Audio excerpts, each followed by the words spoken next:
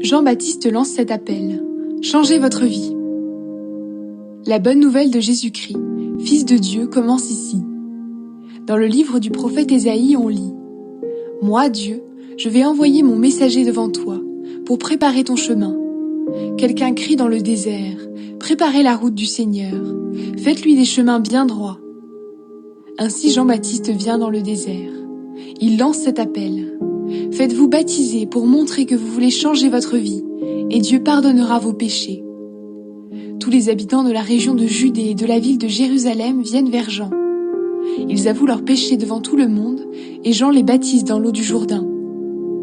Jean porte un vêtement en poil de chameau, et il a une ceinture de cuir autour de la taille. Il mange des sauterelles et du miel sauvage. Il annonce « Celui qui va venir après moi est plus puissant que moi. Je ne suis pas digne de me baisser pour lui enlever ses sandales. Moi, je vous ai baptisé dans l'eau, mais lui, il vous baptisera dans l'Esprit Saint. » Le baptême de Jésus. Alors Jésus arrive de Nazareth, village de Galilée. Jean le baptise dans le Jourdain. Au moment où Jésus sort de l'eau, il voit le ciel s'ouvrir, et il voit l'Esprit Saint descendre sur lui comme une colombe. Une voix vient du ciel et lui dit « Tu es mon Fils très aimé, c'est toi que j'ai choisi avec joie. » L'esprit du mal tente Jésus dans le désert. Tout de suite après, l'Esprit Saint envoie Jésus dans le désert. Pendant 40 jours, il reste dans le désert et il est tenté par Satan. Jésus est avec les bêtes sauvages et les anges le servent. Jésus annonce la bonne nouvelle en Galilée. Un jour, Jean est mis en prison. Alors Jésus va en Galilée. Il annonce la bonne nouvelle de Dieu et il dit « Le moment décidé par Dieu est arrivé, et le royaume de Dieu est tout près de vous. Changez votre vie et croyez à la bonne nouvelle. » Jésus appelle les premiers disciples. Jésus marche le long du lac de Galilée. Il voit Simon et André, le frère de Simon. Ce sont des pêcheurs et ils sont en train de jeter un filet dans le lac. Jésus leur dit « Venez avec moi, et je ferai de vous des pêcheurs d'hommes. » Aussitôt, ils laissent leur filet et ils suivent Jésus. En allant un peu plus loin, Jésus voit Jacques et Jean, 2 frères. Ce sont les fils de Zébédée. Ils sont dans leur barque et réparent leur filet. Aussitôt, Jésus les appelle.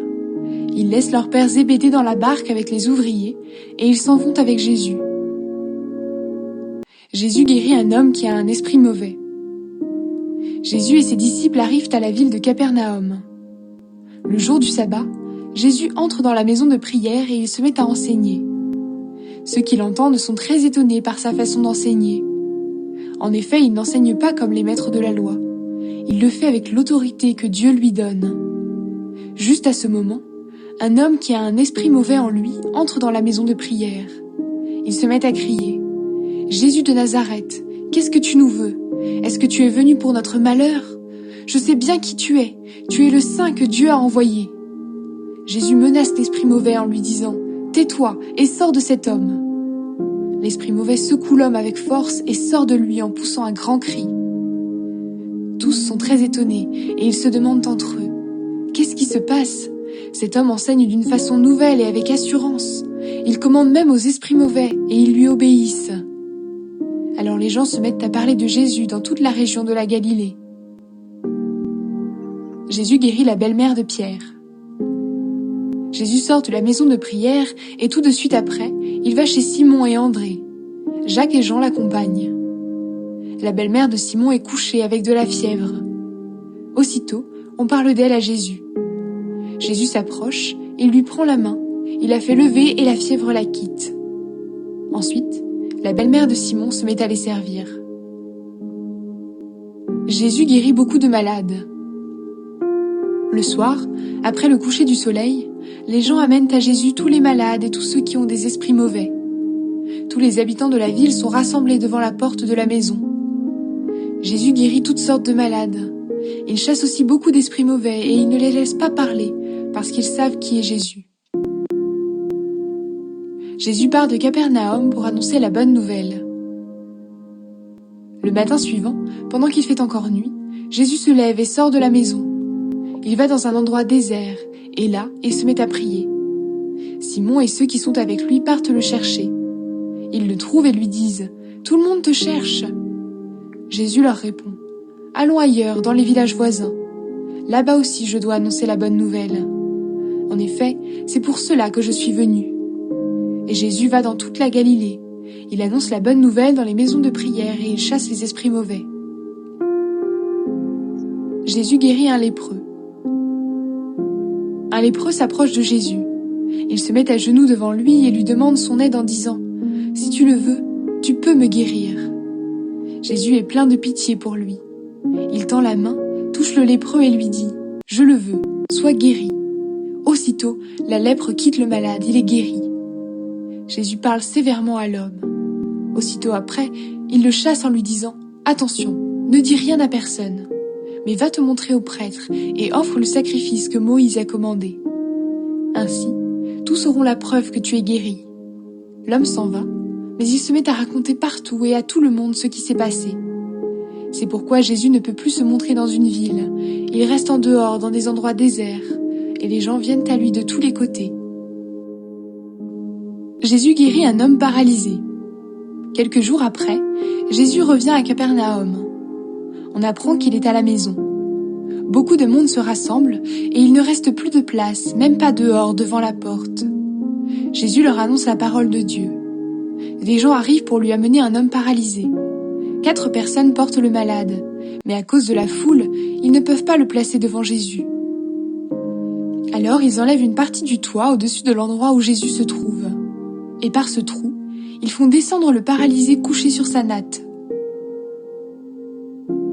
Quand Jésus voit leur foi, il dit au paralysé « Tes péchés sont pardonnés. » Quelques maîtres de la loi sont assis dans cette maison et ils pensent « Quoi ? Cet homme insulte Dieu ? Personne ne peut pardonner les péchés. Dieu seul peut le faire. » Jésus comprend tout de suite ce que les maîtres de la loi pensent et il leur dit « Pourquoi avez-vous ces pensées-là ? Qu'est-ce qui est plus facile ?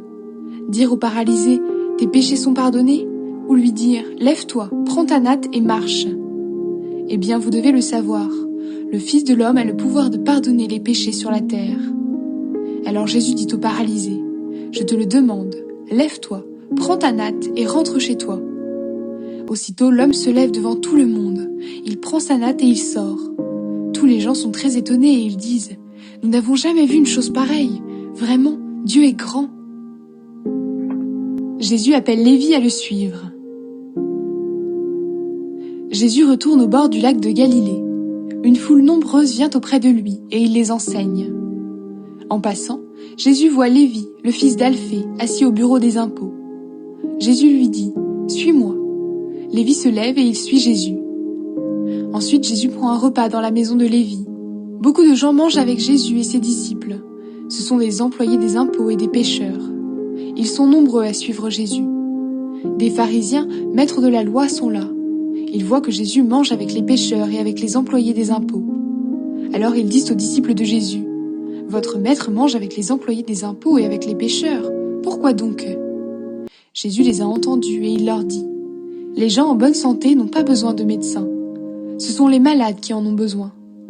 Je ne suis pas venu appeler ceux qui se croient justes, mais ceux qui se reconnaissent pécheurs. » Jésus parle du jeûne. Un jour, les disciples de Jean-Baptiste et les pharisiens sont en train de jeûner. Les gens viennent dire à Jésus « Les disciples de Jean et les disciples des pharisiens sont en train de jeûner, mais tes disciples à toi ne jeûnent pas. Pourquoi donc ?» Jésus leur répond « Est-ce que les invités à un mariage peuvent jeûner quand le marié est avec eux ? Pendant tout le temps où le marié est avec eux, les invités mangent et boivent. Mais le moment va venir où on leur enlèvera le marié. Alors ce jour-là, ils jeûneront. Personne ne coud un morceau de tissu neuf sur un vieux vêtement. Sinon, le morceau neuf arrache une partie du vieux vêtement, et le trou dans le vieux vêtement est encore plus grand. Personne ne met du vin nouveau dans de vieilles outres. Sinon, le vin fait éclater les outres, et on perd à la fois le vin et les outres. Au contraire, il faut mettre le vin nouveau dans des outres neuves. Le Fils de l'homme est le maître du sabbat. Un jour de sabbat, Jésus traverse des champs. Ses disciples se mettent à arracher des épis le long du chemin. Les pharisiens disent à Jésus « Regarde, pourquoi est-ce que tes disciples agissent ainsi ? Le jour du sabbat, c'est interdit. » Jésus leur répond, « Vous n'avez jamais lu ce que David a fait ? Un jour, il avait faim, et ceux qui étaient avec lui avaient faim aussi, mais ils n'avaient rien à manger. Il est entré dans la maison de Dieu. C'était au temps où Abiatar était grand prêtre. David a mangé les pains qui étaient offerts à Dieu, et il en a donné aussi à ceux qui l'accompagnaient. Pourtant, seuls les prêtres avaient le droit d'en manger. » Et Jésus ajoute, « Dieu a fait le sabbat pour les êtres humains. Il n'a pas fait les êtres humains pour le sabbat. C'est pourquoi le Fils de l'homme est le maître même du sabbat. » Jésus guérit un homme à la main paralysée. Ensuite, Jésus retourne dans la maison de prière. Là, il y a un homme qui a la main paralysée. Les gens regardent Jésus avec attention pour voir s'il va guérir cet homme un jour de sabbat. En effet, ils cherchent une raison de l'accuser. Jésus dit à l'homme qui a la main paralysée, « Lève-toi, ici, devant tout le monde. » Ensuite, il dit à ceux qui sont là, « Le jour du sabbat, qu'est-ce qu'il est permis de faire? Du bien ou du mal? De sauver la vie de quelqu'un ou de le laisser mourir ?» Mais ils ne répondent pas. Jésus les regarde tous avec colère. Il est triste parce qu'ils ne veulent pas comprendre. Il dit à l'homme, « Tends ta main. » L'homme tend sa main et elle est guérie. Les pharisiens sortent de la maison de prière. Aussitôt, ils se réunissent avec les gens du parti d'Hérode Antipas pour voir comment faire mourir Jésus. Une foule nombreuse vient trouver Jésus.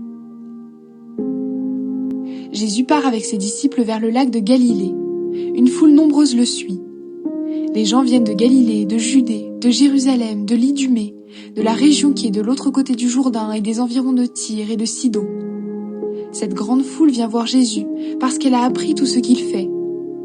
Alors Jésus dit à ses disciples, « Préparez-moi une barque pour que la foule ne m'écrase pas. » En effet, Jésus a guéri beaucoup de gens et tous ceux qui souffrent de maladies se précipitent sur lui pour le toucher.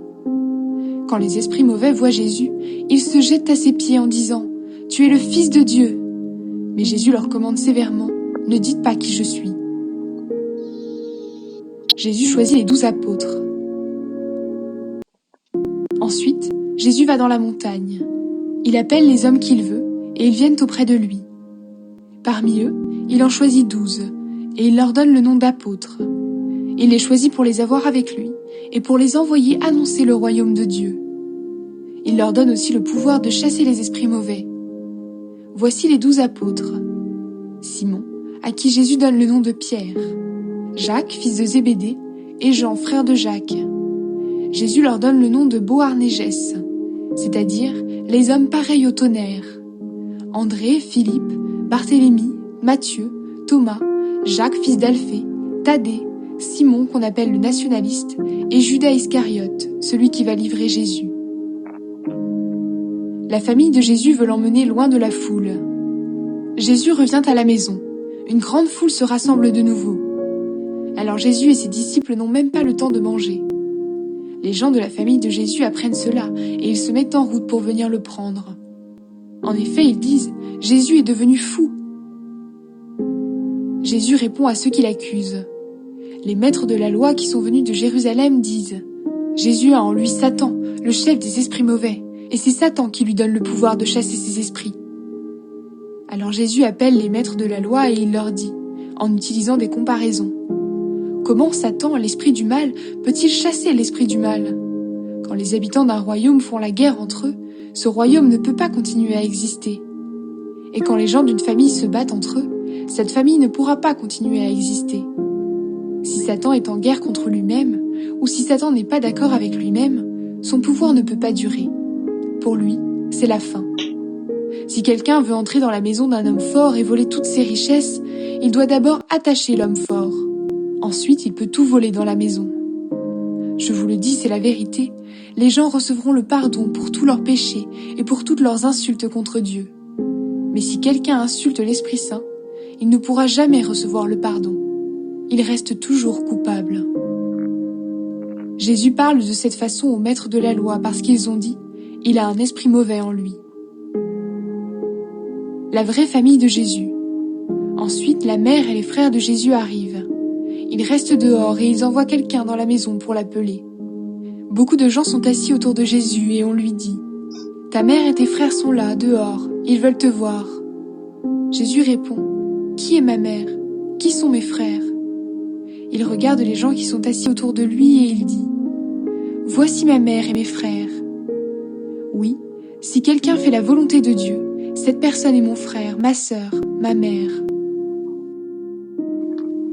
L'histoire du semeur. De nouveau, Jésus se met à enseigner au bord du lac. Une foule très nombreuse se rassemble autour de lui. C'est pourquoi il monte dans une barque qui est sur le lac et il s'assoit. La foule reste à terre au bord de l'eau. Jésus leur enseigne beaucoup de choses en utilisant des comparaisons. Dans son enseignement, il leur dit : Écoutez, le semeur va au champ pour semer. Pendant qu'il sème, une partie des graines tombe au bord du chemin. Les oiseaux viennent et ils mangent tout.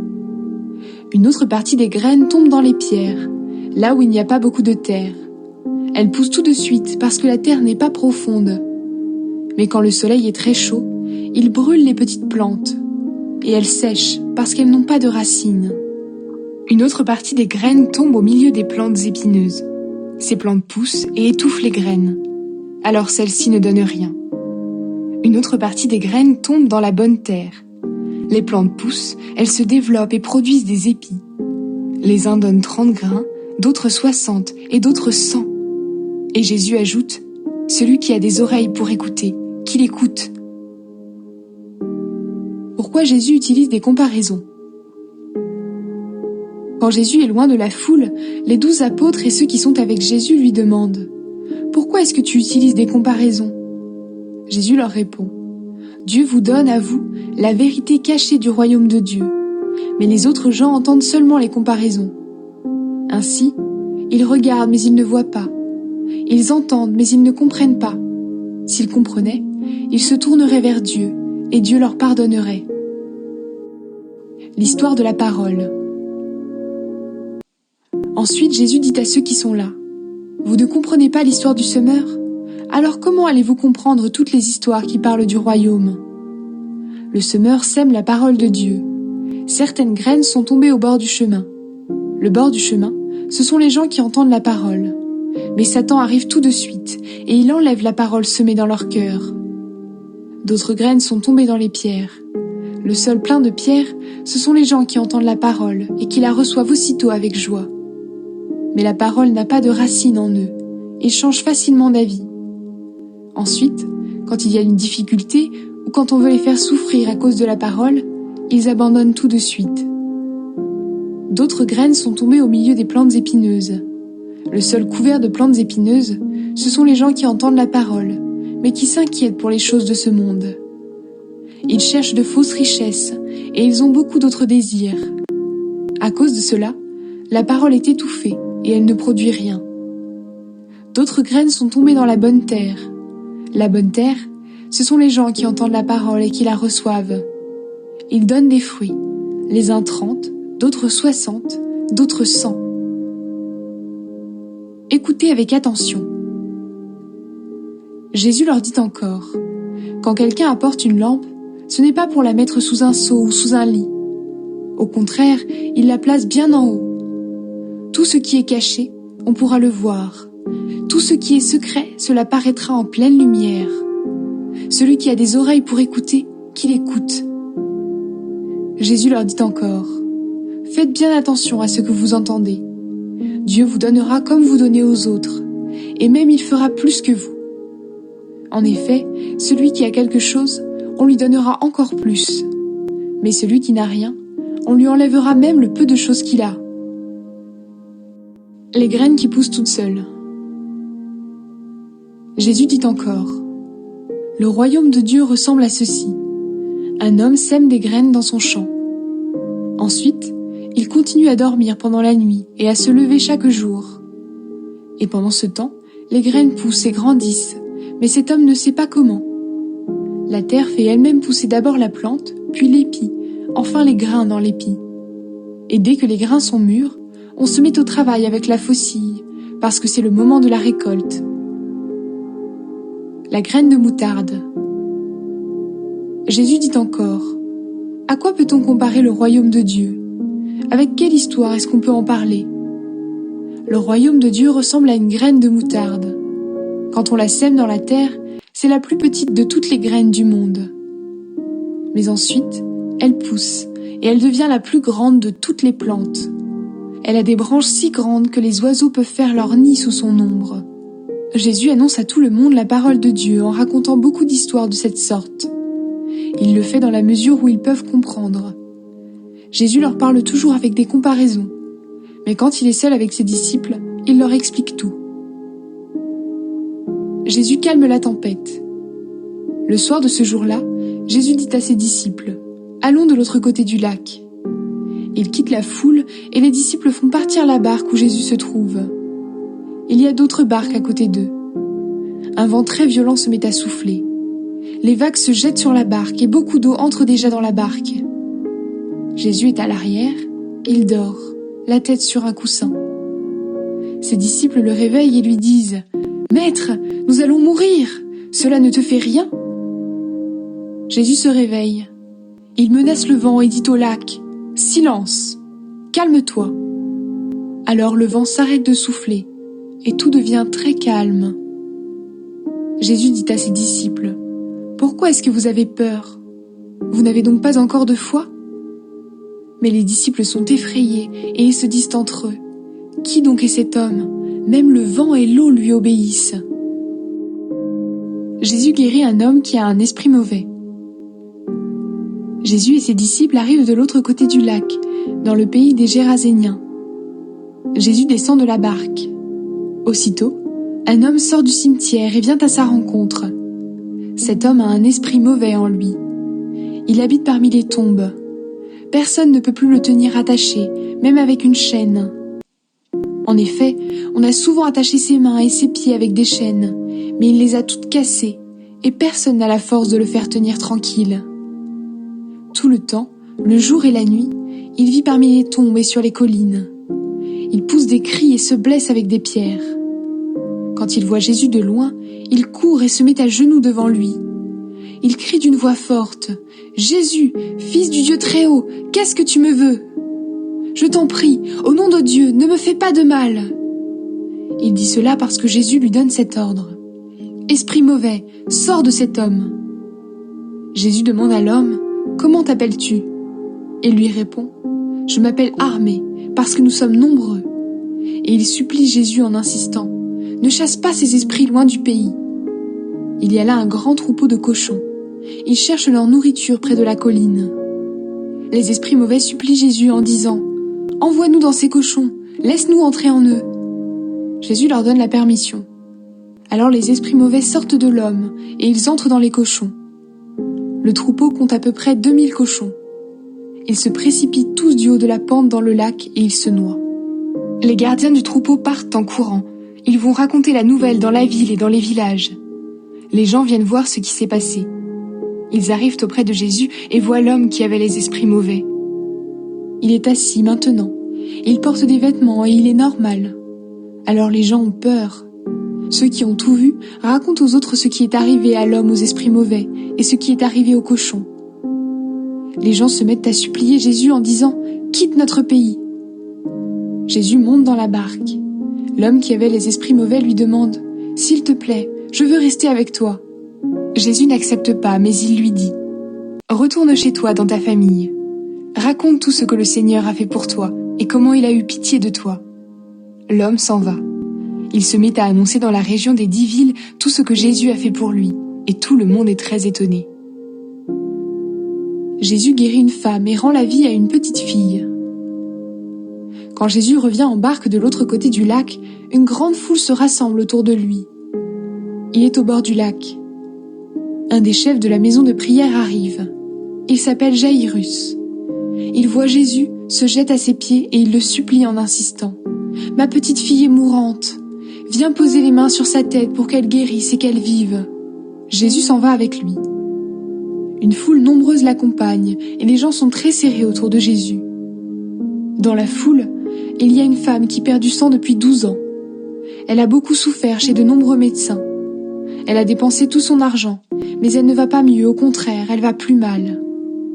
Cette femme a entendu parler de Jésus. Alors elle vient dans la foule derrière lui et elle touche son vêtement. En effet, elle se dit « Si je touche au moins ses vêtements, je serai guérie. » Aussitôt, Son sang s'arrête de couler et elle se rend compte qu'elle est guérie de sa maladie. Au même moment, Jésus sent qu'une force est sortie de lui. Il se retourne au milieu de la foule et il demande « Qui a touché mes vêtements ?» Ses disciples lui répondent « Tu le vois bien, la foule est très serrée autour de toi et tu demandes « Qui m'a touché ?» Mais Jésus regarde autour de lui pour voir qui a fait cela. La femme tremble de peur parce qu'elle sait ce qui lui est arrivé. Elle vient se jeter aux pieds de Jésus et elle lui dit toute la vérité. Jésus lui dit « Ta foi t'a sauvée, va en paix et sois guéri de ta maladie. » Pendant que Jésus dit cela, des gens arrivent de la maison de Jaïrus et ils disent à celui-ci « Ta fille est morte, ne dérange plus le maître. » Mais Jésus a entendu ces mots et il dit au chef de la maison de prière « N'aie pas peur, crois seulement. » Il ne permet à personne de l'accompagner, sauf à Pierre, Jacques et Jean, le frère de Jacques. Ils arrivent à la maison de Jaïrus. Là, il y a beaucoup de bruit. Jésus voit que les gens pleurent et poussent de grands cris. Il entre dans la maison et leur dit « Pourquoi faites-vous tout ce bruit? Et pourquoi est-ce que vous pleurez? La petite fille n'est pas morte, mais elle dort. » Les gens se moquent de lui. Alors Jésus fait sortir tout le monde. Il prend avec lui le père et la mère de l'enfant et ses 3 disciples. Il entre dans la pièce où la petite fille se trouve. Il la prend par la main et lui dit « Talitha koum ». Cela veut dire « Petite fille, je te le dis, lève-toi ». La petite fille se lève tout de suite et elle se met à marcher. Elle a 12 ans. Ceux qui sont là sont très étonnés, mais Jésus leur demande avec force « Ne dites rien à personne ». Ensuite il leur dit « Donnez-lui quelque chose à manger ». Les gens de Nazareth ne croient pas en Jésus. Jésus quitte cet endroit et il va à Nazareth, la ville où il a grandi. Ses disciples l'accompagnent. Le jour du sabbat, il se met à enseigner dans la maison de prière.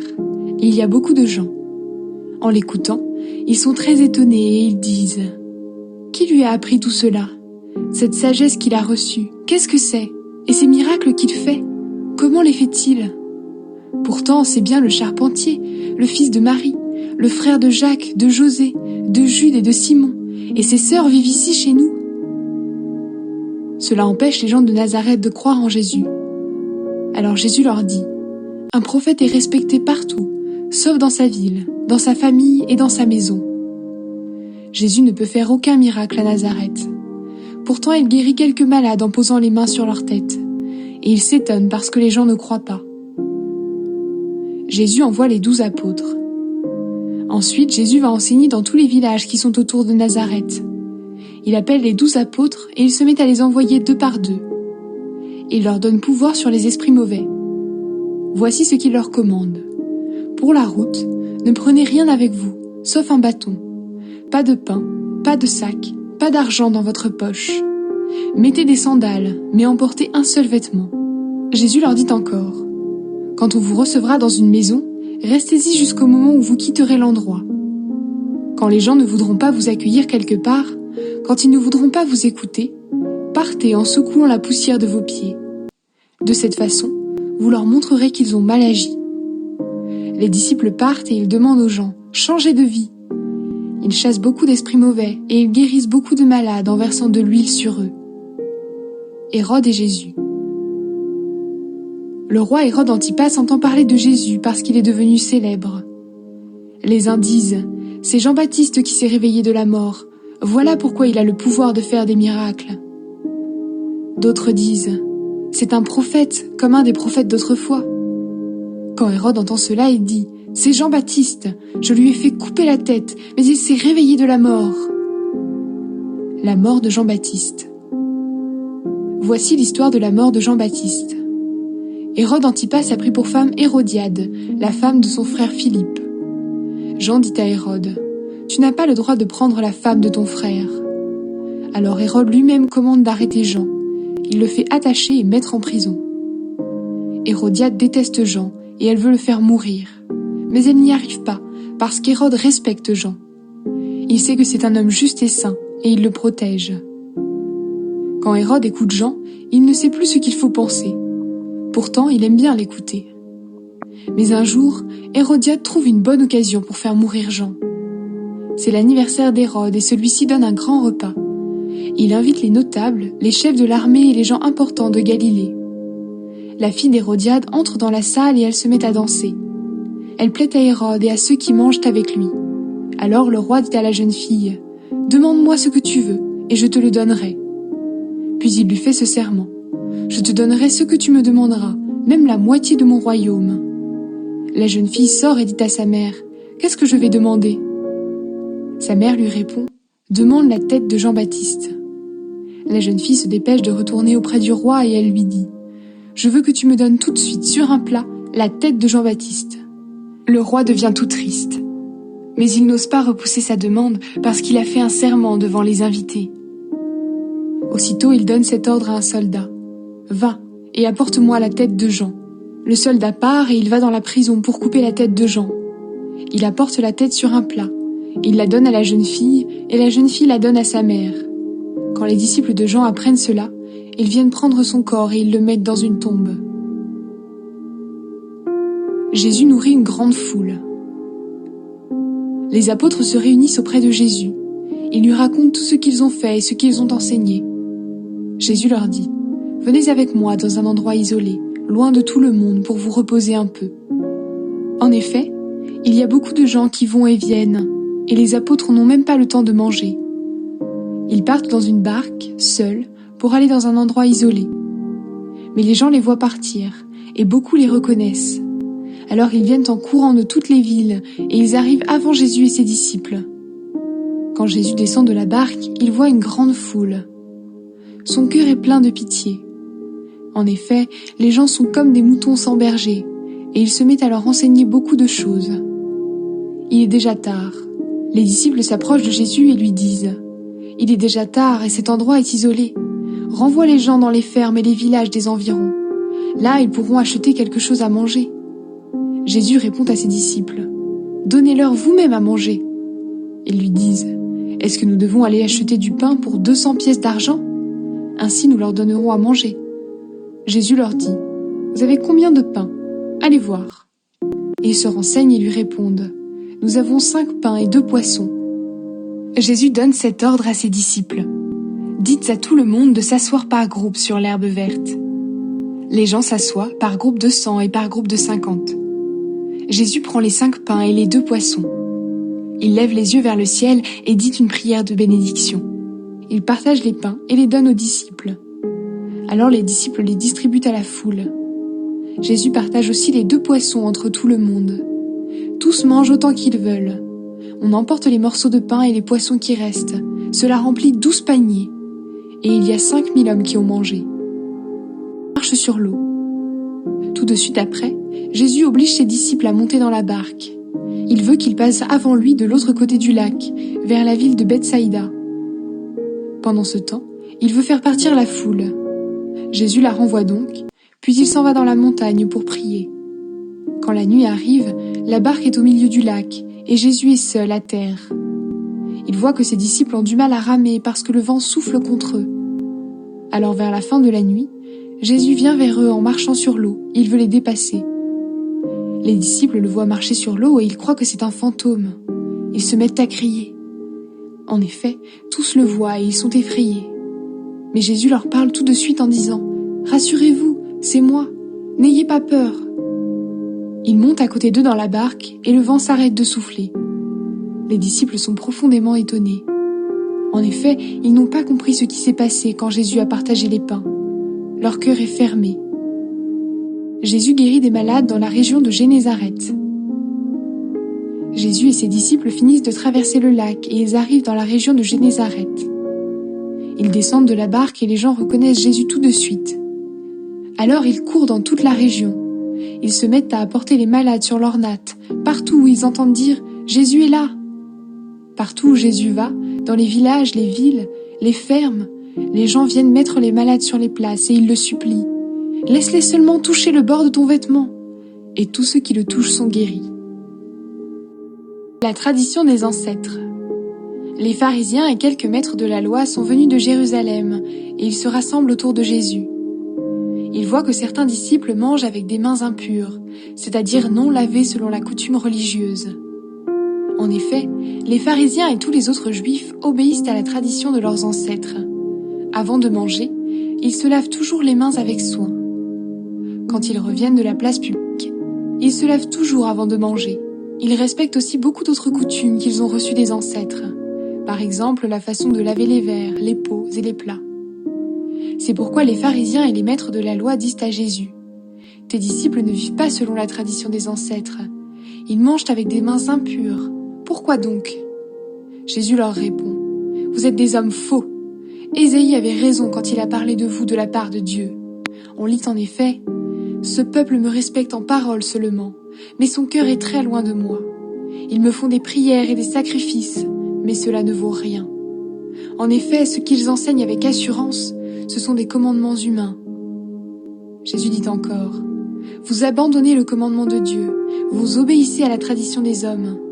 Vous êtes très habiles pour abandonner le commandement de Dieu et pour garder votre tradition à vous. En effet, Moïse a dit : « Respecte ton père et ta mère. » Il a dit aussi : « Celui qui maudit son père ou sa mère, il faut le faire mourir. » Mais vous dites aux gens : « Tu peux dire à ton père ou à ta mère : j'aurais bien quelque chose à te donner pour t'aider. » Malheureusement, c'est corban, c'est-à-dire une offrande pour Dieu. Ainsi, vous leur permettez de ne plus rien faire pour leur père ou pour leur mère. Ainsi, vous vous servez de votre tradition pour supprimer la parole de Dieu. Et vous faites beaucoup d'autres choses comme celle-là. Ce qui rend une personne impure. Ensuite, Jésus appelle de nouveau la foule et il dit aux gens : « Vous tous, écoutez-moi et comprenez bien ceci. Aucune chose de l'extérieur ne peut rendre une personne impure quand elle entre en elle. Au contraire, ce qui sort du cœur, voilà ce qui rend une personne impure. » Jésus quitte la foule et il entre dans la maison. Alors ses disciples l'interrogent sur ce qu'il vient de dire. Jésus leur répond : « Vous non plus, vous n'êtes pas encore capables de comprendre ? Aucune chose de l'extérieur ne peut rendre une personne impure quand elle entre en elle. Vous ne comprenez donc pas cela ? Ces choses n'entrent pas dans son cœur, mais dans son ventre, et ensuite elles sortent du corps. » Par ces paroles, Jésus montre qu'on peut manger de tous les aliments. Il leur dit encore : « Ce qui sort d'une personne, voilà ce qui la rend impure. En effet, les mauvais désirs sortent de l'intérieur, du cœur humain. Ainsi, les gens ont une vie immorale, ils volent, ils tuent les autres, ils commettent l'adultère, ils veulent avoir toujours plus. Ils font du mal aux autres, ils les trompent. Ils se conduisent n'importe comment, ils sont jaloux, ils disent du mal des autres, ils sont orgueilleux, ils manquent de sagesse. Tout ce mal sort de l'intérieur d'une personne et la rend impure. » Une femme non juive croit en Jésus. Ensuite, Jésus quitte cet endroit et il va dans la région de Tyr. Il entre dans une maison et il ne veut pas qu'on sache qu'il est là, mais les gens l'apprennent. En effet, une femme entend parler de Jésus. Cette femme n'est pas juive, elle est née en Syrie, dans la région de Phénicie. Sa fille a un esprit mauvais en elle. La mère vient aussitôt se jeter aux pieds de Jésus et elle lui dit : « Je t'en prie, chasse l'esprit mauvais de ma fille. » Jésus lui dit : « Laisse d'abord les enfants manger leur part. Ce n'est pas bien de prendre la nourriture des enfants et de la jeter aux petits chiens. » La femme lui répond : « Seigneur, pourtant même les petits chiens mangent les miettes que les enfants laissent tomber sous la table. » Jésus lui dit : « À cause de cette parole, l'esprit mauvais est sorti de ta fille. Tu peux rentrer chez toi. » La femme rentre chez elle et elle trouve son enfant couché sur le lit. L'esprit mauvais est sorti de la fille. Et un homme sourd et muet. Ensuite, Jésus quitte la région de Tyr. Il passe par Sidon. Il revient vers le lac de Galilée en traversant la région des 10 villes.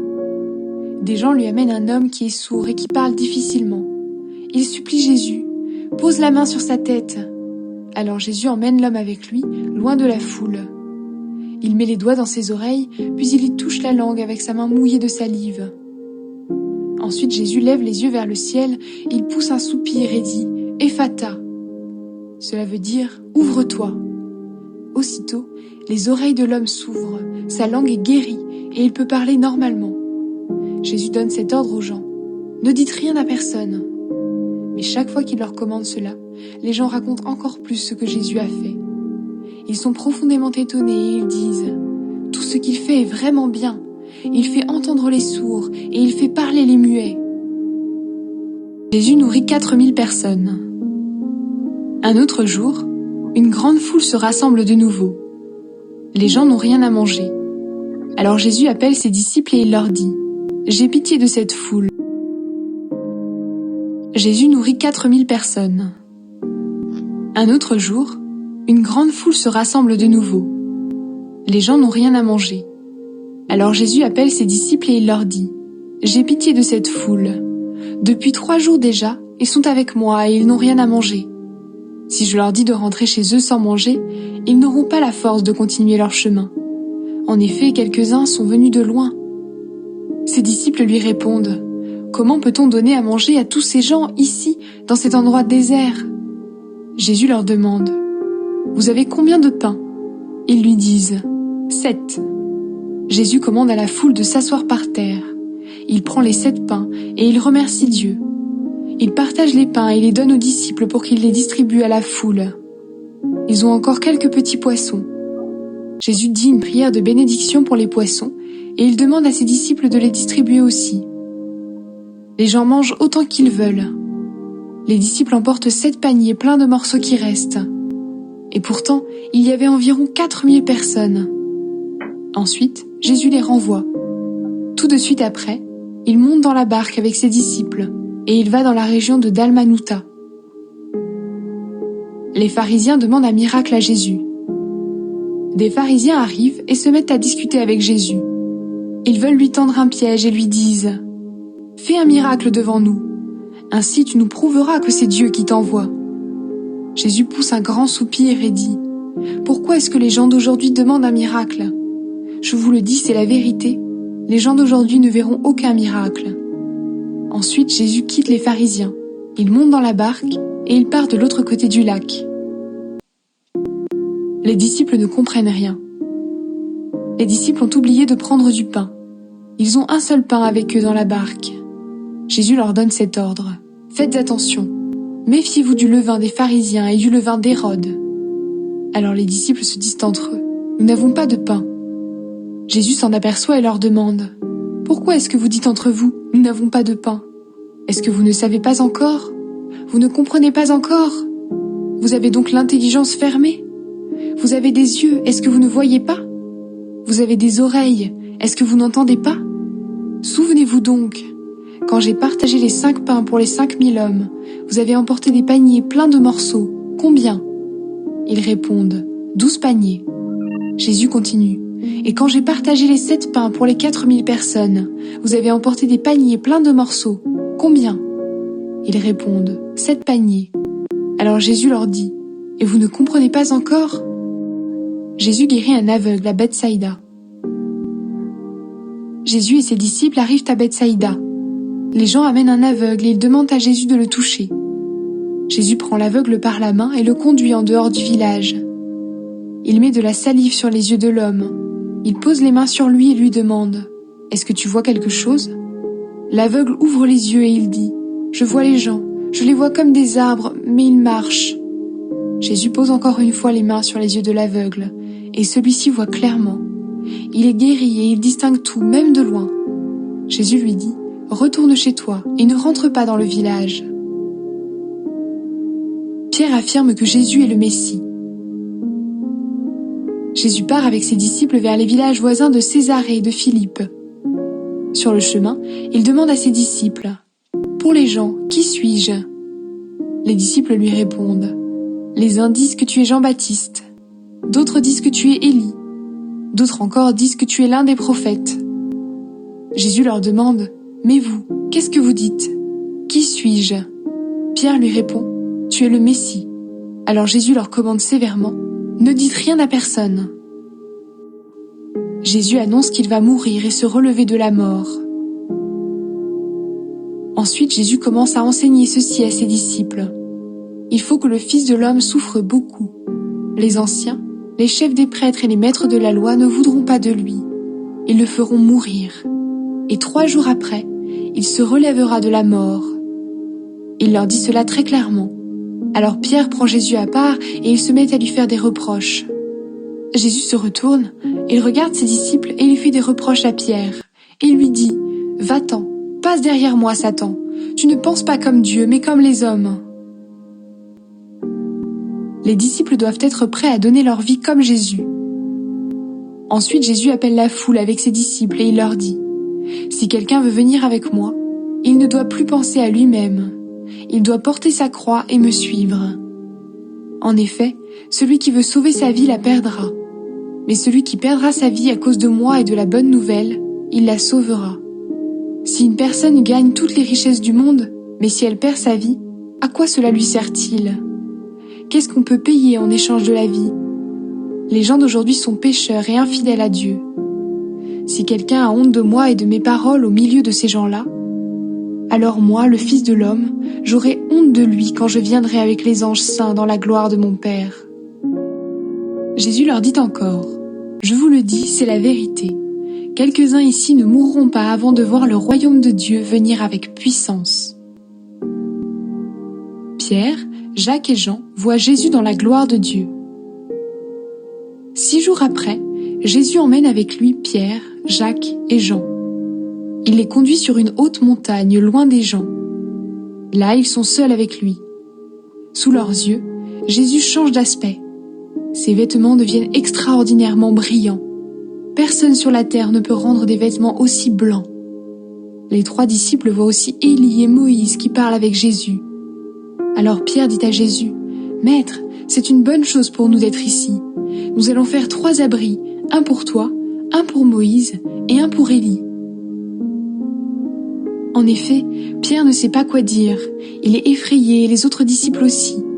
Un nuage arrive et les couvre de son ombre. Une voix vient du nuage et dit « Celui-ci est mon fils très aimé, écoutez-le. » Les disciples regardent autour d'eux, mais soudain ils ne voient plus personne. Jésus est seul avec eux. Pendant qu'ils descendent de la montagne, Jésus leur donne cet ordre.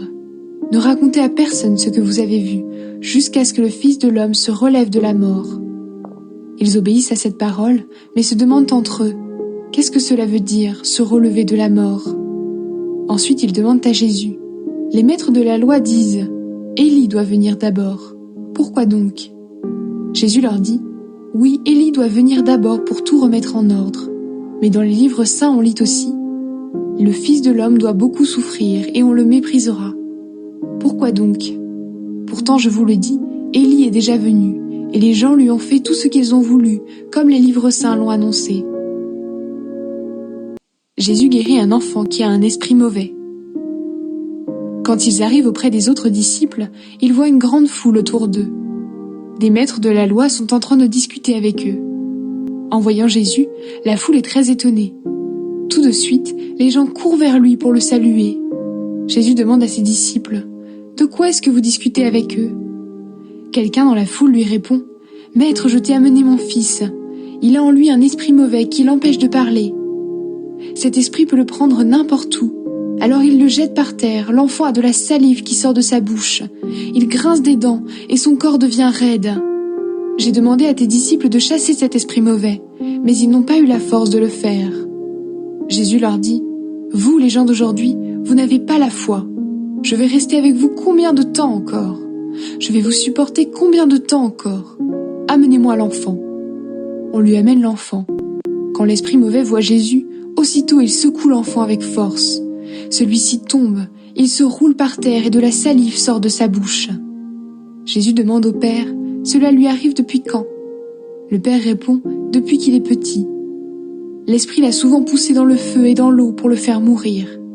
Mais si tu peux faire quelque chose, aie pitié de nous et aide-nous. Jésus lui répond, « Pourquoi est-ce que tu dis « si tu peux faire quelque chose » ? Tout est possible pour celui qui croit. » Aussitôt le père de l'enfant se met à crier, « Je crois, mais aide-moi parce que je n'ai pas assez de foi. » Jésus voit qu'une foule nombreuse se rassemble.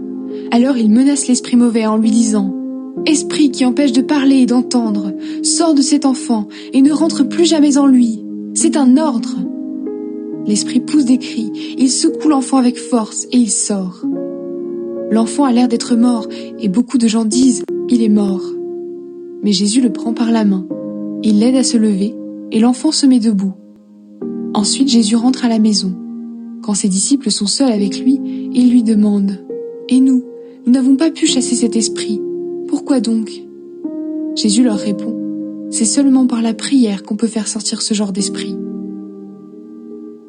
Une deuxième fois, Jésus annonce qu'il va mourir et se relever de la mort. Il quitte cet endroit et il traverse la Galilée. Jésus ne veut pas qu'on sache où il est. En effet, il enseigne ceci à ses disciples. Le Fils de l'homme va être livré aux mains des hommes. Ils vont le faire mourir, et 3 jours après, il se relèvera de la mort. Mais les disciples ne comprennent pas ce qu'il leur dit, et ils ont peur de lui poser des questions. Qui est le plus important parmi les disciples? Ils arrivent à Capernaum. Quand ils sont dans la maison, Jésus demande à ses disciples « De quoi est-ce que vous avez discuté en marchant ?» Mais les disciples se taisent. En effet, sur le chemin, ils ont discuté entre eux pour savoir qui était le plus important.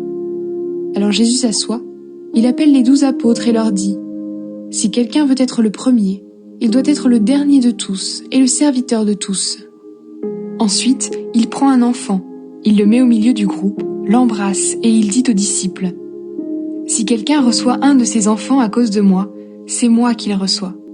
Et cette personne qui me reçoit, ce n'est pas moi qu'elle reçoit, elle reçoit celui qui m'a envoyé. Celui qui n'est pas contre Jésus est pour lui. » Jean dit à Jésus « Maître, nous avons vu quelqu'un qui chasse les esprits mauvais en ton nom. Nous avons voulu l'empêcher de le faire parce qu'il n'est pas avec nous. » Jésus lui dit « Ne l'empêchez pas. En effet, si quelqu'un fait un miracle en mon nom, il ne peut pas dire du mal de moi tout de suite après. Celui qui n'est pas contre nous est pour nous. Je vous le dis, c'est la vérité. Si une personne vous donne à boire un verre d'eau parce que vous appartenez au Christ, elle recevra sa récompense. Attention de ne pas tomber dans le péché. Supposons ceci. Quelqu'un fait tomber dans le péché l'un de ces petits qui croient en moi. Eh bien, il vaut mieux qu'on attache une grosse pierre au cou de cette personne et qu'on la jette dans la mer. Si ta main te fait tomber dans le péché, coupe-la. En effet, pour toi, il vaut mieux entrer dans la vraie vie avec une seule main. C'est mieux que de garder tes 2 mains et d'aller dans le lieu de souffrance, là où la souffrance brûle toujours comme un feu. Si ton pied te fait tomber dans le péché, coupe-le. Pour toi, il vaut mieux entrer dans la vraie vie avec un seul pied. C'est mieux que de garder les 2 pieds et d'être jeté dans le lieu de souffrance. Si ton œil te fait tomber dans le péché, arrache-le. Pour toi, il vaut mieux entrer dans le royaume de Dieu avec un seul œil. C'est mieux que de garder les 2 yeux et d'être jeté dans le lieu de souffrance. Là, les vers ne meurent pas et la souffrance brûle toujours comme un feu. Tout le monde passera par le feu de la souffrance et recevra du sel pour devenir pur. Le sel est une bonne chose. Mais quand le sel perd son goût, comment lui rendre son bon goût? Ayez du sel en vous-même et vivez en paix les uns avec les autres. Un homme ne doit pas renvoyer sa femme.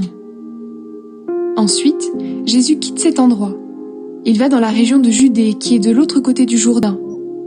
De nouveau, les foules se rassemblent auprès de lui et il les enseigne comme il en a l'habitude.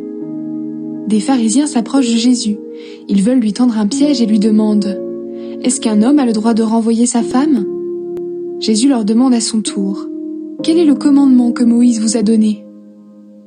Ils lui répondent « Moïse a permis à l'homme d'écrire une lettre de divorce pour renvoyer sa femme. » Jésus leur dit « Moïse a écrit ce commandement pour vous, parce que votre cœur est fermé.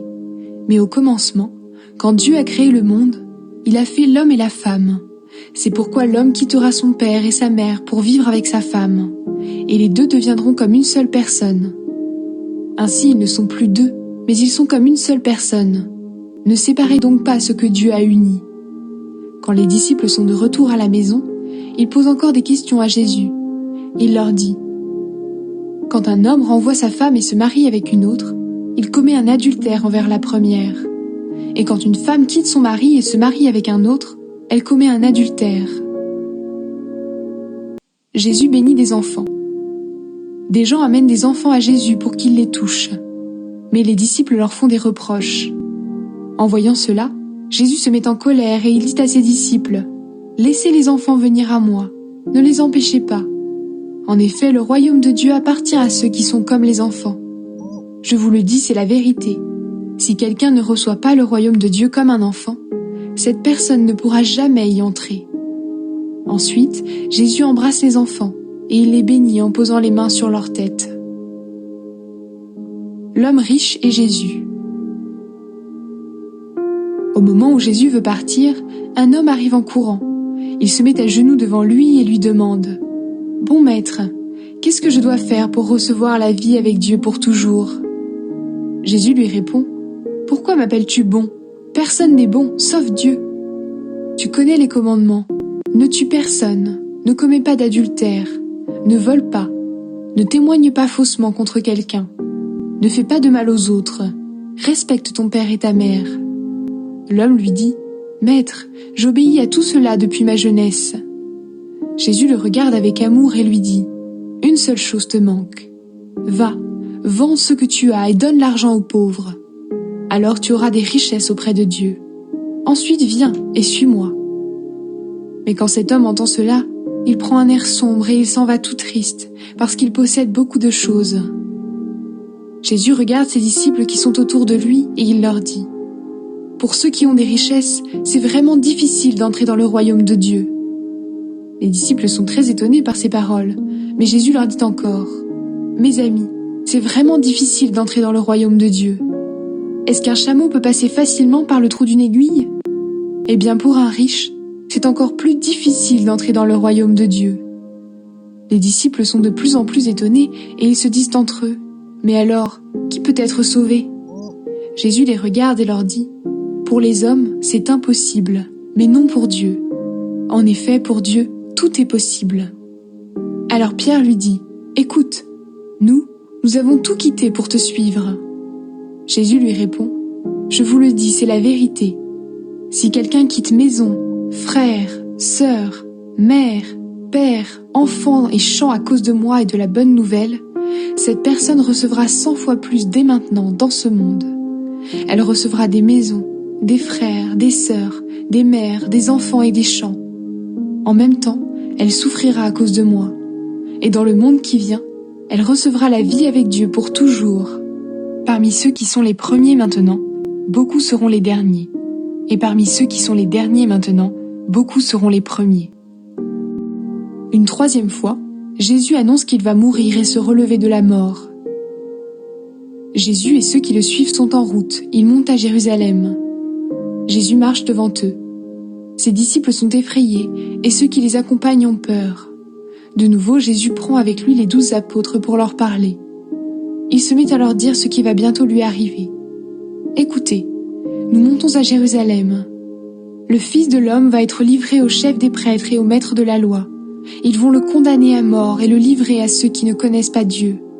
Ceux-ci vont se moquer de lui, ils cracheront sur lui, ils le frapperont à coups de fouet, puis ils le feront mourir.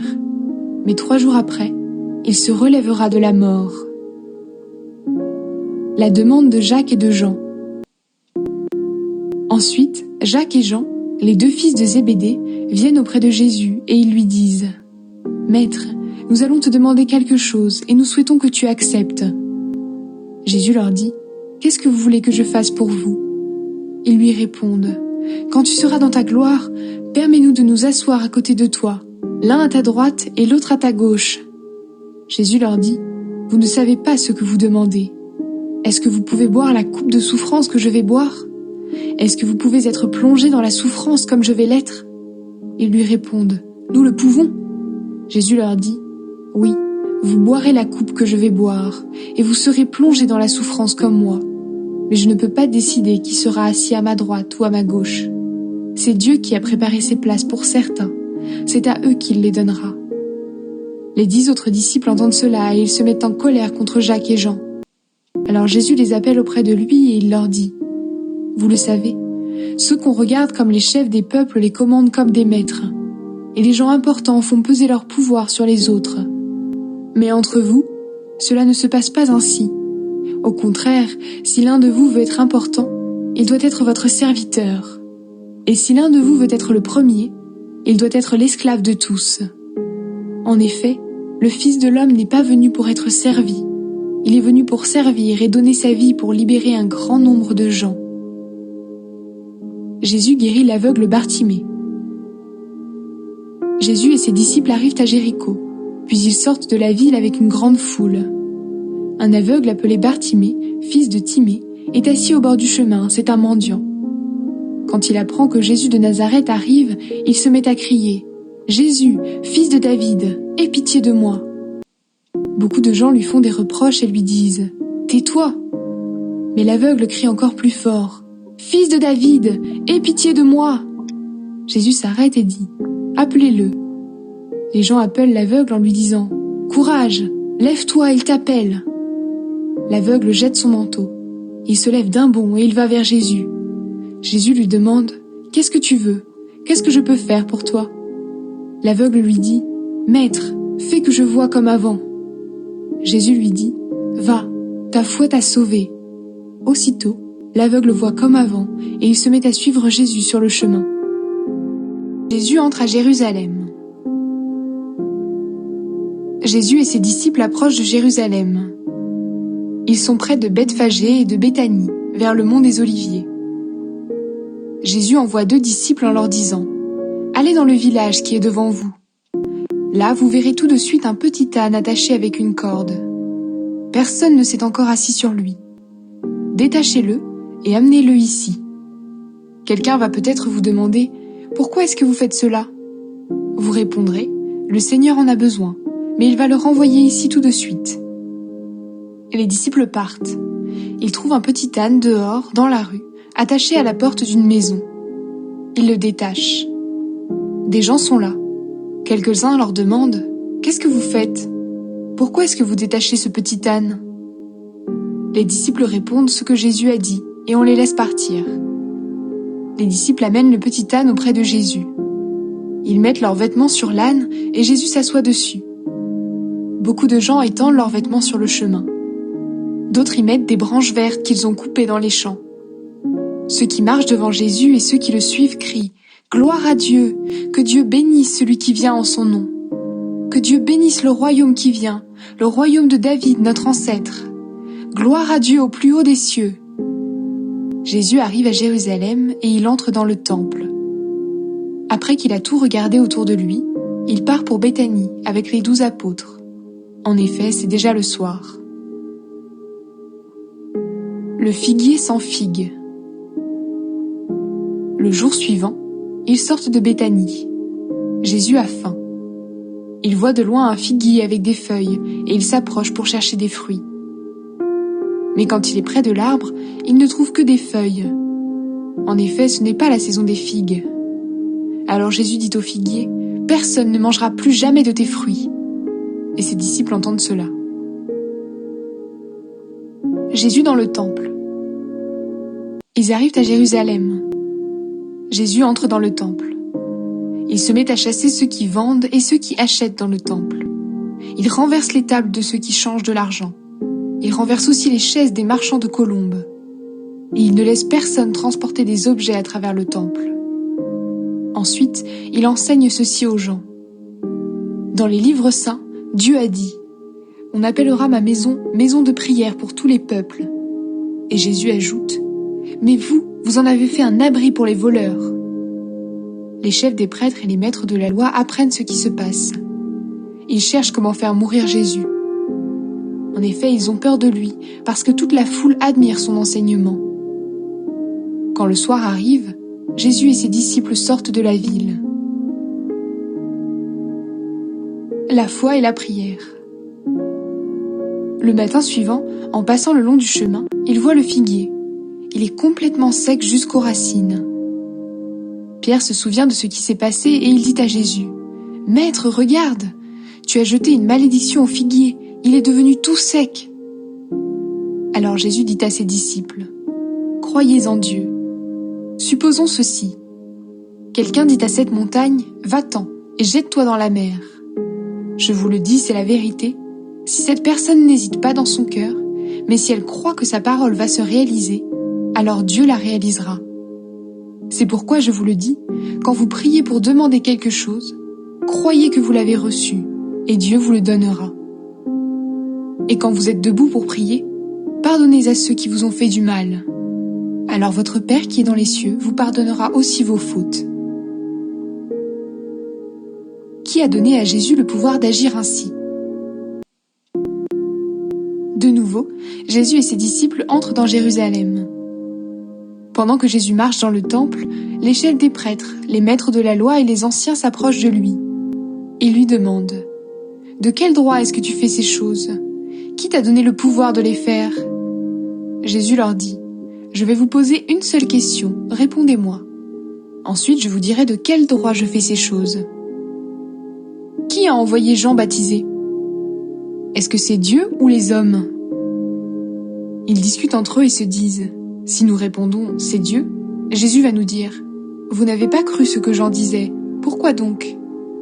Mais si nous répondons, ce sont les hommes, alors... Ils ont peur de la foule. En effet, tout le monde pense que Jean était vraiment un prophète. C'est pourquoi ils répondent à Jésus, nous ne savons pas. Et Jésus leur dit, moi non plus, je ne vous dis pas de quel droit je fais ces choses. Les vignerons méchants. Après cela, Jésus se met à leur parler en utilisant des comparaisons. Il leur dit, un homme plante une vigne. Il l'entoure d'un mur, il creuse un trou pour le pressoir à raisin. Il construit une tour pour surveiller la vigne.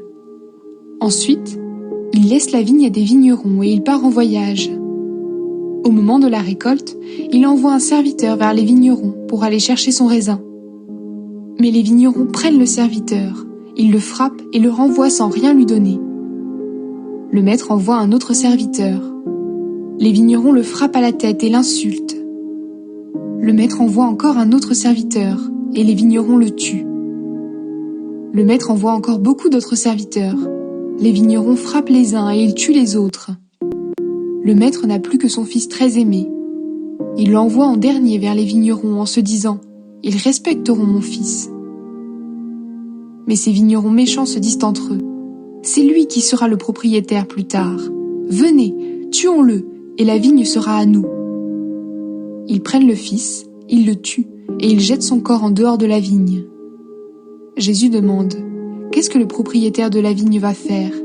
Il va venir, il va tuer les vignerons et il donnera la vigne à d'autres. » Vous avez sûrement lu ces phrases dans les livres saints.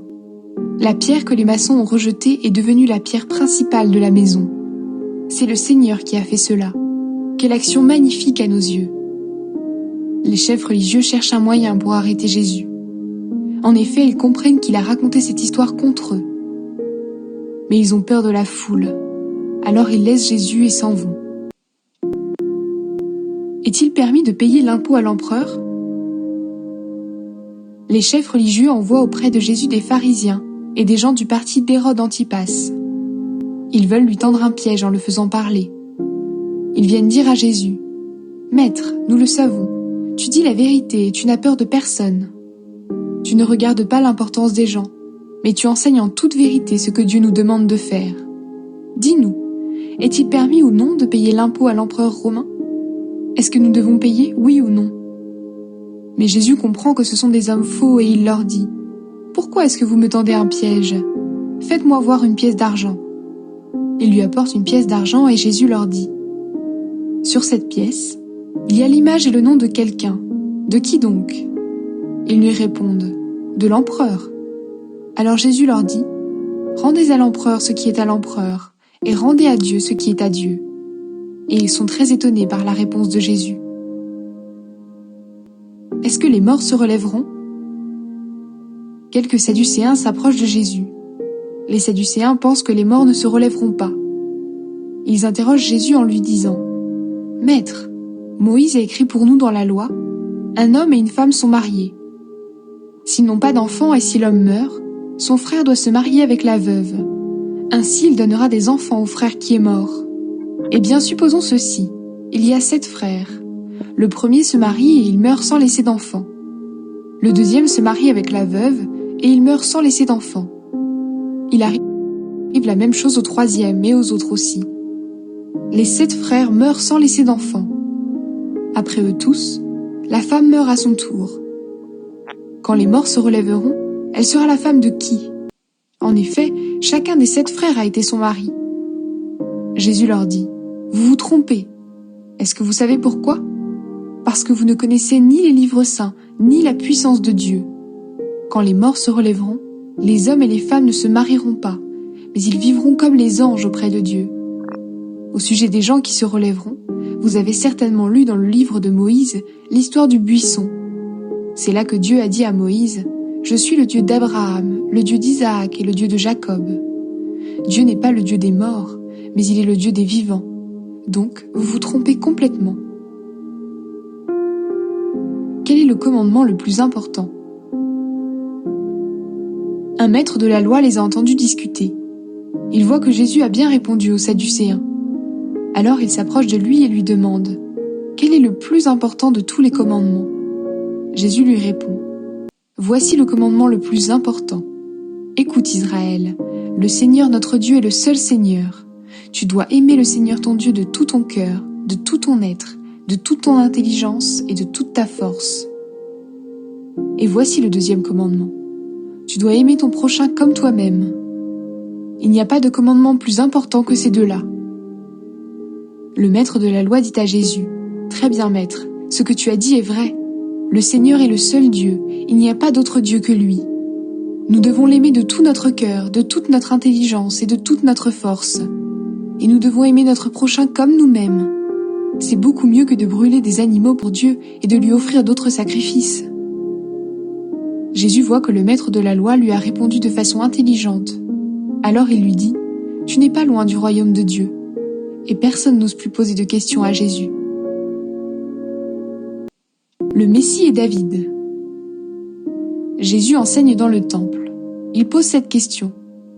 Les maîtres de la loi disent que le Messie est fils de David. Mais comment peuvent-ils dire cela ? David lui-même, rempli de l'Esprit Saint, a dit « Le Seigneur déclare à mon maître, viens t'asseoir à ma droite, je vais mettre tes ennemis sous tes pieds. » David lui-même dit que le Messie est son maître. Alors comment le Messie peut-il être aussi fils de David ? Ne pas agir comme les maîtres de la loi. Une foule nombreuse écoute Jésus avec plaisir. Jésus dit dans son enseignement, « Attention, ne faites pas comme les maîtres de la loi. Ils aiment se promener avec de grands vêtements. Ils aiment qu'on les salue sur les places de la ville. Ils choisissent les premiers sièges dans les maisons de prière et les premières places dans les grands repas. Ils prennent aux veuves tout ce qu'elles ont, et en même temps, ils font de longues prières pour faire semblant d'être bons. À cause de cela, Dieu les punira encore plus que les autres. » La veuve pauvre. Dans le temple, il y a un endroit où les gens donnent de l'argent en offrande. Jésus s'assoit en face et il regarde ce qu'ils font. De nombreux riches mettent beaucoup d'argent. Une veuve pauvre arrive et elle met 2 pièces qui ont très peu de valeur. Alors Jésus appelle ses disciples et leur dit « Je vous le dis, c'est la vérité. Cette veuve pauvre a donné plus que tous les autres. En effet, tous les autres ont mis de l'argent qu'ils avaient en trop. Mais elle, qui manque de tout, elle a donné tout ce qu'elle possédait, tout ce qu'elle avait pour vivre. »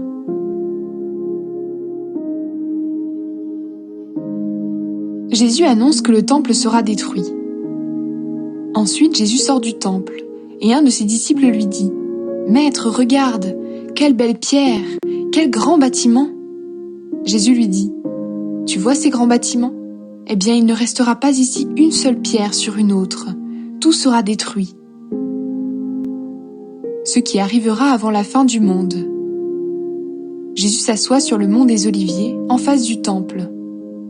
Pierre, Jacques, Jean et André sont seuls avec lui et lui demandent « Dis-nous, quand est-ce que cela va arriver ? Comment allons-nous savoir que c'est le moment ?» Alors Jésus se met à leur dire « Attention, ne vous laissez pas tromper. Beaucoup de gens vont venir en prenant mon nom. Ils diront « C'est moi le Messie ». Ils vont tromper beaucoup de monde. Vous allez entendre parler de guerres proches et lointaines. N'ayez pas peur. Oui, tout cela doit arriver, mais ce ne sera pas encore la fin. Un peuple se battra contre un autre peuple, et un roi se battra contre un autre roi. Dans plusieurs régions, la terre tremblera, et il y aura la famine. Ces événements seront comme les premières douleurs de l'accouchement. Ce qui arrivera aux disciples de Jésus. Mais vous, écoutez bien ce qui va vous arriver. Des gens vous livreront aux tribunaux. On vous frappera dans les maisons de prière. On vous conduira devant des gouverneurs et des rois à cause de moi. Alors vous serez mes témoins devant eux. En effet, il faut d'abord annoncer la bonne nouvelle à tous les peuples. Et quand on vous emmènera pour vous juger, ne soyez pas inquiets d'avance en vous demandant « Qu'est-ce que nous allons dire ?» vous direz les paroles que Dieu vous donnera à ce moment-là. En effet, ce n'est pas vous qui parlerez, mais c'est l'Esprit Saint. Le frère livrera son frère pour qu'on le tue. Le père fera la même chose avec son enfant. Les enfants deviendront les ennemis de leurs parents, et ils les feront condamner à mort. Tout le monde vous détestera à cause de moi, mais celui qui résistera jusqu'à la fin, Dieu le sauvera. Les gens souffriront beaucoup. Vous verrez celui qu'on appelle le destructeur horrible, placé là où il ne doit pas être. Celui qui lit ces choses doit bien comprendre. À ce moment-là, ceux qui seront en Judée devront fuir dans les montagnes. Celui qui sera sur la terrasse ne devra pas descendre pour chercher quelque chose dans sa maison. Celui qui sera dans son champ ne devra pas retourner chez lui pour prendre son vêtement. Ces jours-là, quel malheur pour les femmes enceintes et pour celles qui allaitent leur bébé. Priez Dieu pour que cela n'arrive pas pendant la mauvaise saison. En effet, ces jours-là, les gens souffriront beaucoup. Personne n'a jamais souffert comme cela depuis le commencement du monde quand Dieu a tout créé jusqu'à maintenant. Et personne ne souffrira plus jamais comme cela. Si le Seigneur Dieu n'avait pas décidé de diminuer le nombre de ces jours-là, personne ne pourrait sauver sa vie. Mais il a décidé de diminuer le nombre de ces jours à cause des gens qu'il a choisis. Quand quelqu'un vous dira « Regardez, le Messie est ici » ou bien « Regardez, le Messie est là », ne le croyez pas. En effet, des faux messies et des faux prophètes vont venir. Ils feront des choses étonnantes et des miracles pour se tromper, si possible même ceux que Dieu a choisis. Donc vous, faites attention. Je vous ai prévenu de tout ce qui va arriver. Le Fils de l'homme viendra. Ces jours-là, les gens souffriront beaucoup. Ensuite, le soleil ne brillera plus, la lune ne donnera plus sa lumière. Les étoiles tomberont du ciel, et les puissances qui sont dans le ciel trembleront. Alors on verra arriver le Fils de l'homme entouré de nuages, avec toute sa puissance et toute sa gloire. Il enverra les anges, et il rassemblera ceux qu'il a choisis, des quatre coins de la terre, d'un bout du monde à l'autre. La comparaison avec le figuier. Comprenez bien la comparaison avec le figuier. Quand ses branches deviennent tendres, quand ses feuilles poussent, vous le savez, la nouvelle saison est bientôt là. De la même façon, quand vous verrez ces choses arriver, vous devez le savoir, le Fils de l'homme sera bientôt là, il est à votre porte. Je vous le dis, c'est la vérité, quand cela arrivera, les gens d'aujourd'hui ne seront pas tous morts. Le ciel et la terre disparaîtront, mais mes paroles ne disparaîtront jamais. Personne ne sait quand le Seigneur viendra. Mais le jour et l'heure où ces choses arriveront, personne ne les connaît. Ni les anges de Dieu, ni le Fils. Le Père est seul à les connaître. Faites attention. Ne dormez pas. En effet, vous ne savez pas quand ce moment viendra. Pensez par exemple à un homme qui part en voyage. Il quitte sa maison et la confie à ses serviteurs. Il donne à chacun un travail à faire et il commande au gardien de la porte de rester éveillé. Restez donc éveillés. En effet, vous ne savez pas quand le maître de la maison va venir. Ce sera peut-être le soir ou au milieu de la nuit, ou quand le coq chante, ou le matin. S'il revient tout à coup, il ne faut pas qu'il vous trouve endormi. Ce que je vous dis, je le dis à tous, restez éveillés.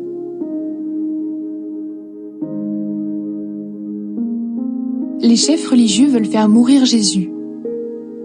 Dans 2 jours, c'est la fête de la Pâque et la fête des pains sans levain. Les chefs des prêtres et les maîtres de la loi cherchent un moyen pour arrêter Jésus en secret et pour le faire mourir. En effet, ils se disent « Il ne faut pas l'arrêter pendant la fête, sinon le peuple va se révolter. » Une femme met du parfum sur la tête de Jésus. Jésus est à Béthanie, dans la maison de Simon le lépreux. Il est en train de manger. Une femme arrive avec un très beau vase plein d'un parfum très cher, fait avec du nard pur. Elle casse le vase et elle verse le parfum sur la tête de Jésus. Alors quelques-uns des invités ne sont pas contents du tout et ils se disent entre eux « Elle a gaspillé ce parfum. Pourquoi ? On pouvait le vendre pour plus de 300 pièces d'argent et ensuite donner l'argent aux pauvres. » Ils critiquent la femme. Mais Jésus leur dit « Laissez-la tranquille. Pourquoi est-ce que vous l'ennuyez ? Ce qu'elle a accompli pour moi est une bonne action. Vous aurez toujours des pauvres avec vous, et vous pourrez leur faire du bien chaque fois que vous le voudrez. Mais moi, vous ne m'aurez pas toujours. Cette femme a fait ce qu'elle a pu. Elle a mis du parfum sur mon corps. D'avance, elle l'a préparé pour la tombe. Je vous le dis, c'est la vérité. Partout où on annoncera la bonne nouvelle dans le monde entier, on racontera ce que cette femme vient de faire et on se souviendra d'elle. Judas décide de livrer Jésus. Judas Iscariote, l'un des 12 apôtres, va voir les chefs des prêtres. Il veut leur livrer Jésus. Les chefs sont très contents d'entendre cela et ils promettent de donner de l'argent à Judas. Celui-ci cherche une bonne occasion pour leur livrer Jésus. Jésus fait préparer le repas de la Pâque. C'est le premier jour de la fête des pains sans levain, le jour où on doit tuer les agneaux pour la Pâque. Les disciples disent à Jésus, « Nous allons te préparer le repas de la Pâque. Où veux-tu le manger ?» Jésus envoie 2 de ses disciples en disant, « Allez à la ville, et vous rencontrerez un homme qui porte un pot d'eau. Suivez-le. Il entrera dans une maison, et vous direz au propriétaire de la maison, « Le maître te demande, où est la pièce où je vais manger le repas de la Pâque avec mes disciples ?» En haut de la maison, le propriétaire vous montrera une grande pièce toute prête, avec tout ce qu'il faut. C'est là que vous préparerez le repas pour nous. Les disciples partent et ils vont à la ville. Ils trouvent tout comme Jésus leur a dit, et ils préparent le repas de la Pâque. Jésus annonce qu'un des disciples va le livrer. C'est le soir. Jésus arrive avec les 12 apôtres. Ils s'installent pour le repas et ils se mettent à manger. Alors Jésus déclare, « Je vous le dis, c'est la vérité. L'un de vous va me livrer. C'est l'un de ceux qui mangent avec moi. » Les disciples deviennent tristes et ils demandent à Jésus l'un après l'autre, « Est-ce que c'est moi ?» Jésus leur dit, « C'est l'un d'entre vous, les 12 apôtres, celui qui met la main avec moi dans le même plat. Le Fils de l'homme va mourir, comme les livres saints l'annoncent. Mais quel malheur pour celui qui livre le Fils de l'homme! Pour cet homme-là, ce serait une bonne chose de ne pas être né. » Le repas du Seigneur. Pendant le repas, Jésus prend du pain. Il dit la prière de bénédiction. Il partage le pain et le donne à ses disciples en disant « Prenez, ceci est mon corps. » Ensuite, il prend une coupe de vin. Il remercie Dieu. Il donne la coupe à ses disciples et ils en boivent tous. Jésus leur dit « Ceci est mon sang, le sang de l'alliance de Dieu. Il est versé pour un grand nombre de gens. Je vous le dis, c'est la vérité. Je ne boirai plus de vin jusqu'au jour où je boirai le vin nouveau dans le royaume de Dieu. » Jésus annonce l'abandon de Pierre. Jésus et les disciples chantent les psaumes de la fête. Ensuite, ils vont au mont des Oliviers. Jésus leur dit, « Vous allez tous m'abandonner. En effet, on lit dans les livres saints, « Je vais tuer le berger, et les moutons partiront de tous les côtés. » Jésus ajoute, « Mais quand je me réveillerai de la mort, je vous attendrai en Galilée. » Pierre lui dit, « Tous les autres t'abandonneront peut-être, mais pas moi. » Jésus lui répond, « Je te le dis, c'est la vérité. Aujourd'hui, cette nuit même, avant que le coq chante 2 fois, toi tu diras 3 fois que tu ne me connais pas. » Mais Pierre insiste, « Même si je dois mourir avec toi, je ne dirai jamais que je ne te connais pas. » Et tous disent la même chose. Jésus prie à Gethsémané. Ensuite, ils vont à un endroit appelé Gethsémané. Jésus dit à ses disciples, « Asseyez-vous ici pendant que je vais prier. » Il emmène avec lui Pierre, Jacques et Jean.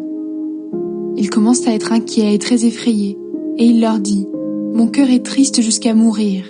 Restez ici, ne dormez pas. » Il va un peu plus loin.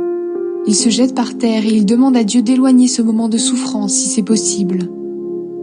Il dit, « Abba, Père, pour toi tout est possible. Éloigne de moi cette coupe de souffrance. Pourtant, ne fais pas ce que je veux, mais ce que tu veux. » Jésus revient vers les 3 disciples et il les trouve endormis. Il dit à Pierre, « Simon, tu dors ? Tu n'as pas eu la force de rester éveillé même pendant 1 heure ? Restez éveillés et priez pour pouvoir résister quand l'esprit du mal vous tentera. Vous désirez faire le bien, mais vous n'avez pas la force de résister au mal. Jésus s'éloigne encore et il fait la même prière. Il revient vers les 3 disciples et les trouve endormis. Ils ne peuvent pas garder leurs yeux ouverts et ils ne savent pas quoi lui dire. Une 3e fois, Jésus s'éloigne et il revient. Il dit à ses disciples : « Vous dormez encore et vous vous reposez ? C'est fini. C'est le moment. Le Fils de l'homme va être livré aux mains des pécheurs. Levez-vous, allons. Voyez, l'homme qui me livre est arrivé. » Jésus est arrêté. Au même moment, pendant que Jésus dit cela, Judas, l'un des 12 apôtres, arrive. Il y a avec lui une foule de gens avec des armes et des bâtons. Ils viennent de la part des chefs des prêtres, des maîtres de la loi et des anciens. Judas, celui qui livre Jésus, a déjà expliqué à la foule ce qu'il va faire. Il leur a dit : « L'homme que je vais embrasser, c'est lui. Arrêtez-le, emmenez-le et gardez-le bien. » En arrivant, Judas s'approche tout de suite de Jésus et il lui dit : « Maître !» Puis il l'embrasse. Alors les gens mettent la main sur Jésus et ils l'arrêtent. Un des disciples prend son épée. Il frappe le serviteur du grand prêtre et lui coupe l'oreille. Jésus leur dit : « Vous êtes venus me prendre avec des armes et des bâtons, comme pour arrêter un bandit. Tous les jours, j'étais avec vous dans le temple et j'enseignais. Pourtant, vous ne m'avez pas arrêté. Mais de cette façon, ce que les livres saints ont dit se réalise. » Tous les disciples abandonnent Jésus et ils partent en courant. Un jeune homme suit Jésus. Il est couvert seulement d'un drap. On l'arrête, mais il laisse le drap et il part en courant, tout nu. Jésus devant le tribunal religieux. Ils emmènent Jésus chez le grand prêtre. Là, tous les chefs des prêtres, les anciens et les maîtres de la loi se réunissent. Pierre suit Jésus de loin et il entre chez le grand prêtre. Il s'assoit dans la cour avec les serviteurs et il se chauffe près du feu. Les chefs des prêtres et tout le tribunal religieux cherchent une raison d'accuser Jésus pour le condamner à mort, mais ils n'en trouvent pas. En effet, beaucoup de témoins disent des mensonges contre Jésus, mais ils ne sont pas d'accord entre eux. Quelques-uns se lèvent et ils accusent Jésus en disant ce mensonge. Nous l'avons entendu dire : « Je détruirai ce temple que les hommes ont construit, et en 3 jours, j'en bâtirai un autre qui ne sera pas construit par les hommes. » Mais même ces témoins-là ne sont pas d'accord entre eux. Alors le grand prêtre se lève devant tout le monde et il demande à Jésus : « Tu ne réponds rien ? Qu'est-ce que ces gens disent contre toi ?» Mais Jésus se tait. Il ne répond rien. De nouveau, le grand prêtre lui demande : « Est-ce que tu es le Messie, le Fils du Dieu que nous adorons ?» Jésus lui répond : « Oui, je le suis.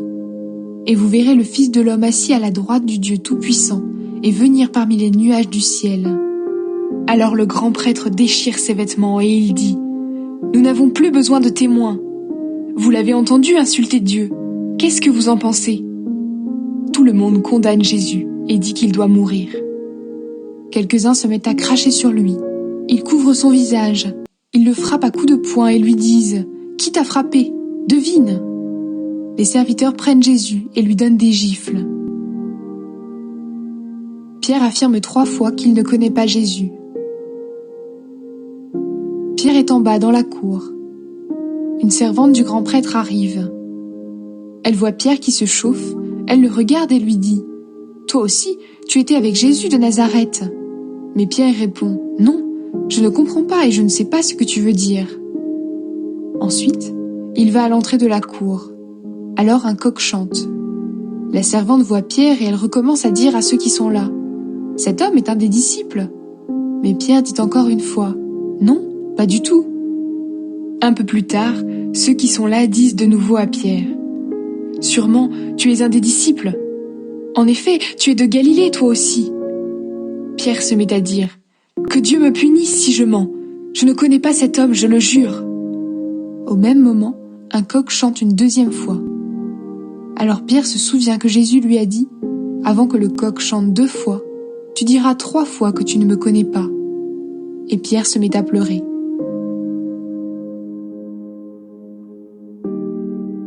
Jésus est conduit chez Pilate. Le matin, de bonne heure, les chefs des prêtres se réunissent avec les anciens, les maîtres de la loi et tout le tribunal religieux pour prendre une décision. Ils font attacher Jésus, ils l'emmènent et le livrent à Pilate. Pilate demande à Jésus, « Est-ce que tu es le roi des Juifs ?» Jésus lui répond, « C'est toi qui le dis. » Les chefs des prêtres accusent Jésus de beaucoup de choses. Pilate demande encore à Jésus, « Tu ne réponds rien ? Tu entends tout ce qu'ils disent contre toi ?» Mais Jésus ne répond plus rien, et Pilate est très étonné. Jésus est condamné à mort. À chaque fête de Pâques, Pilate libère un prisonnier, celui que la foule veut. Un homme appelé Barabbas est en prison avec ses camarades. Ils ont tué quelqu'un quand ils se sont révoltés contre les Romains. La foule arrive chez Pilate.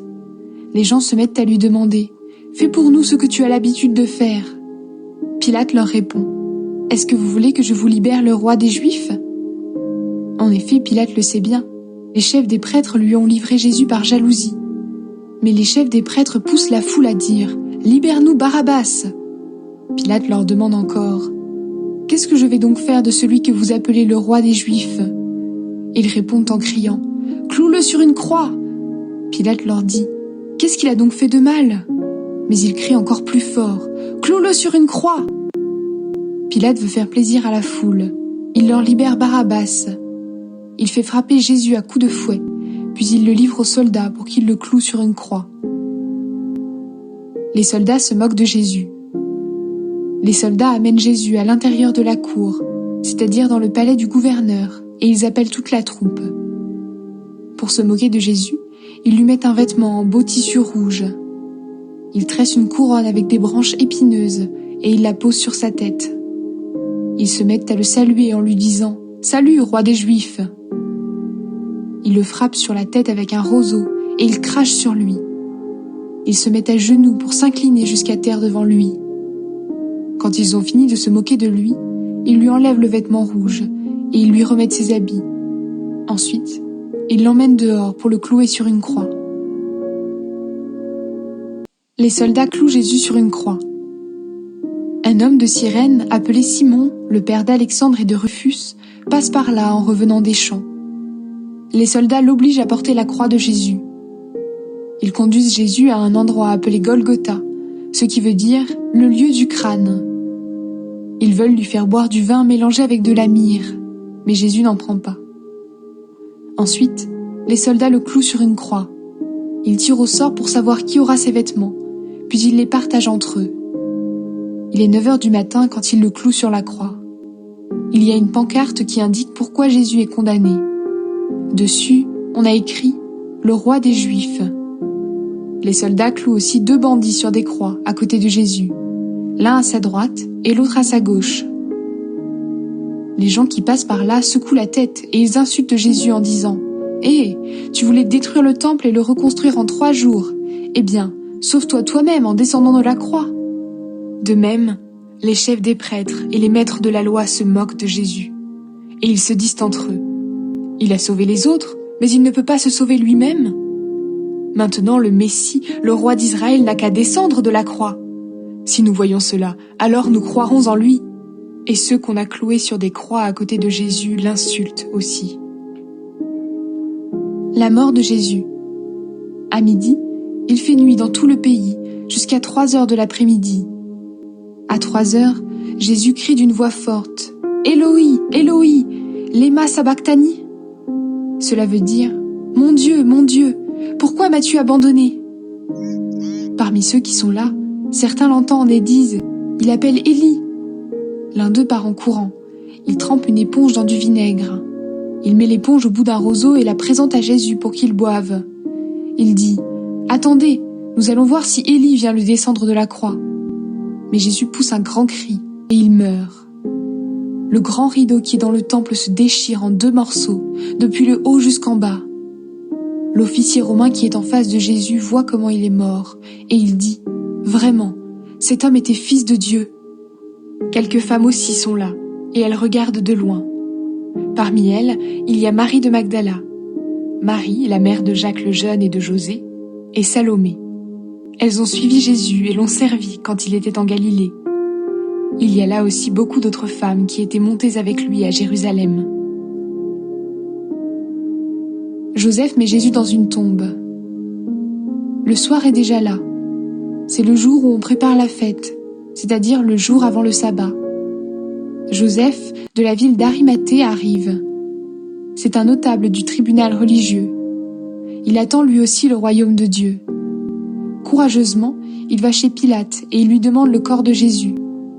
Pilate est étonné d'apprendre que Jésus est déjà mort. Il fait venir l'officier romain et lui pose cette question. Est-ce qu'il est mort depuis longtemps ? L'officier romain le renseigne, puis Pilate permet à Joseph de prendre le corps de Jésus. Joseph achète un drap. Il descend le corps de la croix, il l'enveloppe dans le drap et le met dans une tombe creusée dans le rocher. Ensuite, il roule une grosse pierre pour fermer l'entrée de la tombe. Marie de Magdala et Marie, mère de José, regardent l'endroit où on met Jésus.